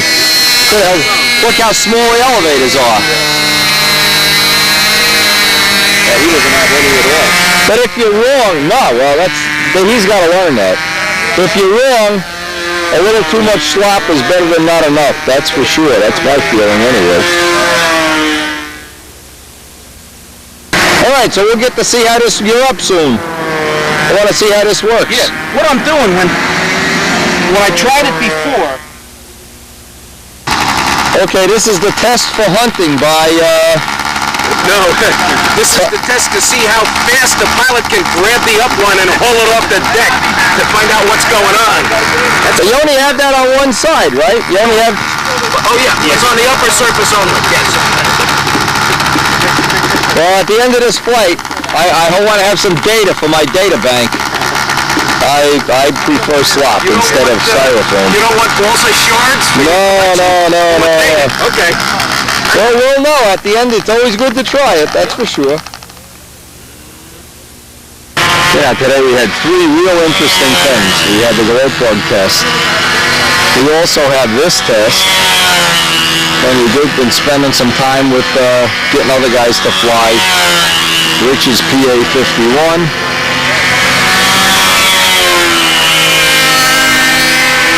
Now this hunting phenomenon, when a plane hunts, and many people have different theories, but the theory that I like best and has worked the best for me is to put a little bit of slop in the elevator horn. That seems much more, and I have done this. In fact, we have a video on the yellow Cardinal that I made the the tail and flaps bigger, made them smaller, made them sharper on the leading edge. Put a lamination on top, a lamination on bottom, did a variety of things that I can't even remember how many. Basically spent a whole day doing it. And in the end of the tape, what I did is I had a little brass piece of tubing on the control horn so that I could adjust the slop right at the field in a wheel collar. Took out the piece of tubing so that the 3/32 rod was riding in an 1/8" hole. And the next flight it was as good as I've seen it. Now, I still haven't done that on the purple and yellow Cardinal, so again, we'll find out when Tom is done here. I want to save some of the tape. We're at the end of the tape almost, and we've had an exciting week. It's been a good one. And on the next tape, we're going to finish up that village, I hope. A lot of things going on here. We'll find out. We'll get some data from Tom, some feedback, see how he feels about this. 1/4 inch, right, Tom? I would say. I can't see. Well, it's important that it's the same amount up and down, too. Yeah. If you don't have the hole in the middle, you can Dremel it off to one side or the other. Now, what did you feel happened with with that? With the crown. Right. Try ago. Just the half moon, yeah. Yeah, just adding some crown to the whole width of the stabilizer. Okay. I stopped the hunting dead, and the turn rate up and down was not affected to any great degree. The turbulator stopped the hunting to a slightly lesser degree and absolutely destroyed the down turn. I got out of the reverse wing over with a rudder. Oh yeah, I saw that. In fact, we have it on video. Oh boy. You'll be glad of that. All right, how much? Now one thing left to try. If you had a piece of 1/8" balsa top and bottom, and you just, unfinished wood, just tape it top and bottom.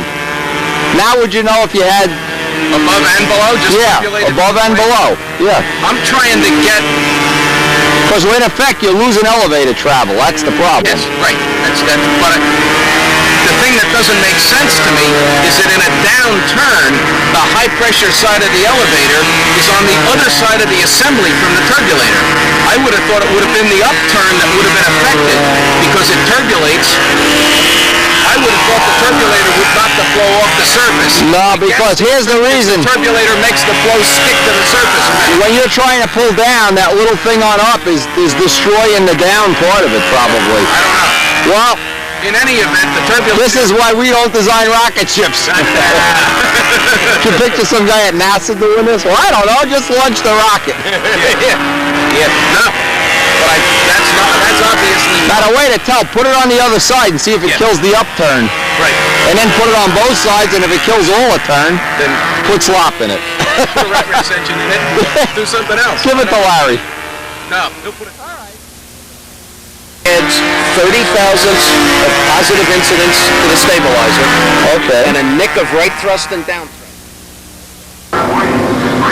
Let's see how you're doing there. Is this Brodak dope you're using? Not a chance. Not a chance. Brodak dope's too smelly. Too smelly. Look, you got a big run on the front. Watch. Look up here. Got a run right there. Get that with the brush. Another project.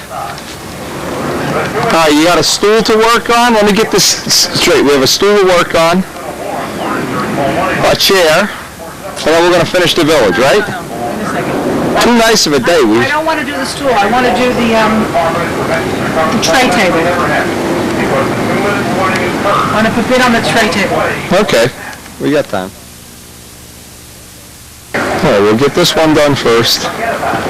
I said another Nice Brodak another finish. clip over here too. Yeah, but you can't get them off once they dry. I'm trying to explain to you. You can't. You'll pull up the paint. Not even with steel wool? You absolutely can't get them That off. stuff was disgusting. It's all yellow. This is what it's supposed to be, clearly. Well, this is what you should have bought in the first Well, place. you What told is this, me- Bear water, I can't even read it. Bear Brodak dope. Forget it. You never should have listened. You said, oh, this will be fine. Now we're basically at the end of the tape. We're going to have to finish our village on the next tape. I can't believe it. Come home from flying, I have 20 million projects to work on. What am I complaining about? It's a lot of fun. Hey, and we did learn a few things at the field today, and I think what we learned is we should have stayed at the field and not come home to work on these projects. Anyway, it's a lot of fun, and hey, we'll see you on the next tape. We are in full gear with this Spitfire now. We got that finishing tape coming out real soon. We'll be spraying the silver, sanding the silver, bottom, top, cockpit, canopies, tune pipes, carbon fiber gear, jet motors, just no end. We got a lot of stuff coming up, so don't go way ahead.